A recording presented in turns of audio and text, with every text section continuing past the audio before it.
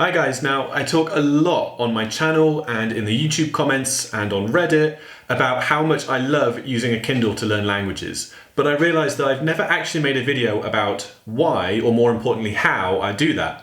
So without any further ado, here is why and how I use Kindle to learn languages. Now my trick is to get both the book, and I've got The Hobbit here, and the audiobook as well, which I've got on my laptop in front of me. And the idea is to use the two together, so read your ebook as you're listening along to the audio. I'm going to turn it up so that you can hear it. Ein unerwartetes Fest.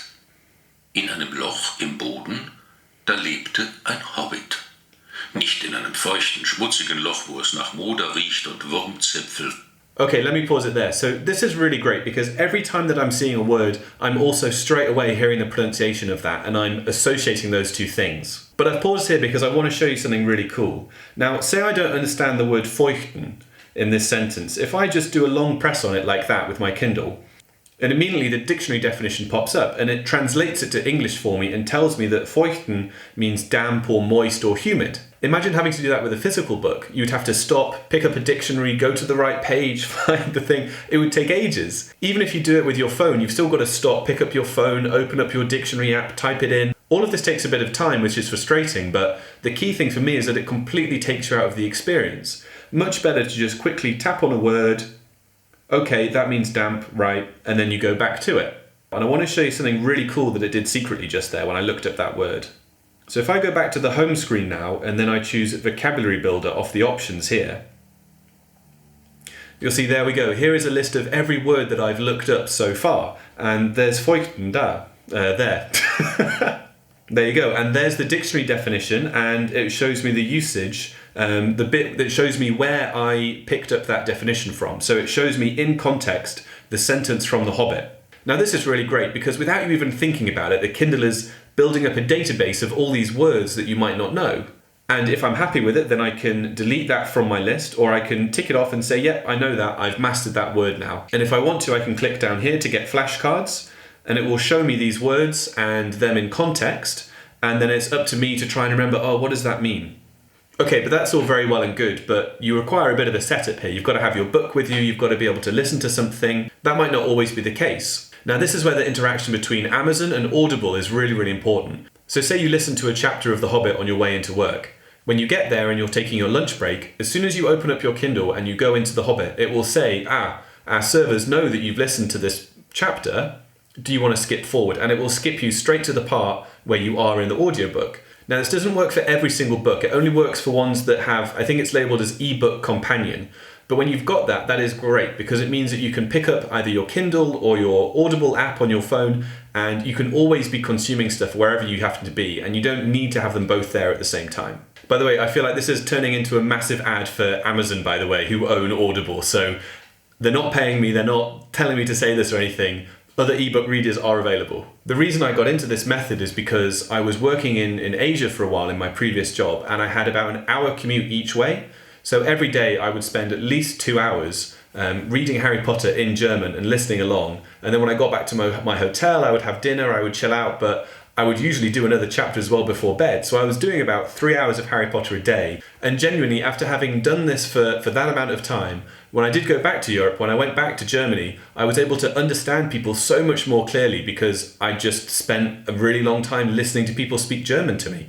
And I could read notices, I could read signs, and I could understand newspapers that I was picking up so much more clearly just because I had been training that skill. Now something I also did, and this is optional by the way, is trying to mimic what I was hearing as well, which is always suggested as the best way to learn pronunciation. Listen to a source and then try and repeat it, try and mimic it. So when I was reading along on the metro in Hong Kong, I would be there very quietly under my breath sort of speaking in German to myself as well, and I'm sure people thought that I was absolutely mental, but if you don't mind looking a little bit strange, or maybe doing it within the comfort of your own home, then practicing the mimicry of the language that you're hearing is also going to be super helpful. So if you're thinking about going with this method, then what are some of the tips that I might give you?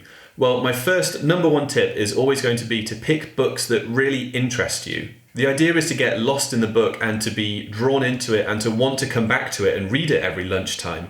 And to do that, it can't feel like homework. It has to just be a genuinely good book. Now, a good way to get stuff that's really compelling, but at the same time at your sort of reading level, is to go back to some books from your youth that you really enjoyed. And I've gone all in on Harry Potter, which has been fantastic. I have really enjoyed reading them again now as an adult. And most recently, I've started reading his Dark Materials trilogy, again in German, again on my Kindle. And that's great as well, because there's loads of themes in that series that went completely over my head as a kid, and I'm really looking forward to revisiting them now. Okay, tip number 2 is to change the dictionary that you're using into a dictionary that's in your target language.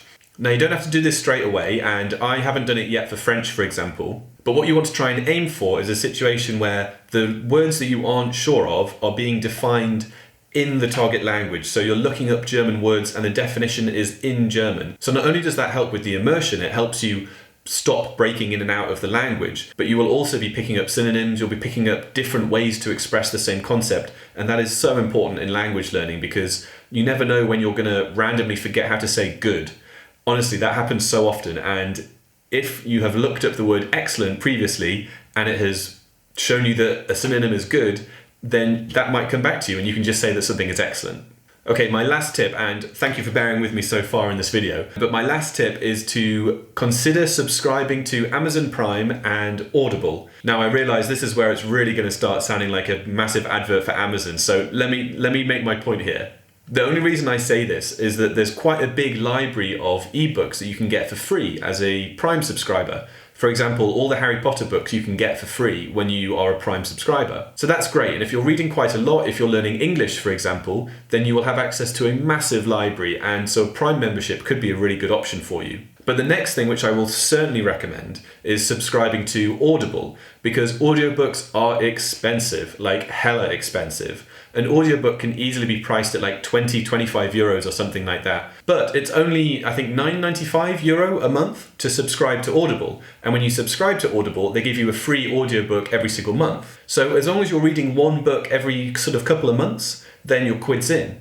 And I really like this approach because for me, as long as I am hitting that goal of reading roughly one book a month, then I know that I'm saving money, and it's a great incentive for me to actually read the books that I download without being the massive pressure of, oh my God, I've sunk so much cash into this. And it feels really nice to just be able to dive into that library and be like, oh, you know what? Here's Dark Materials. I read that when I was younger and it was great. I want to give that a go in German. And then you just take it. So there you have it. That's how I like to use my Kindle and my audiobooks to learn languages. For me, it's just a really fun way to get content going into your brain without it really feeling like homework. Something that I really hate is sitting down and looking at tables and charts and doing exercises. I would much rather just consume content in my target language and pass that and then let my brain figure out how it all works. Alright, for now, thank you so much for watching. For more language tips and tricks, then check out my channel. There's a link just here. And if you want to see some of the other videos I've been putting out recently, there's one right there for you to take a look at. But for now, thank you so much for watching, and I will see you next time. Can we call it research? And share with you guys my top 8 German TV series, which I've been totally binging on the last few days while I've just been, recovering in my duvet.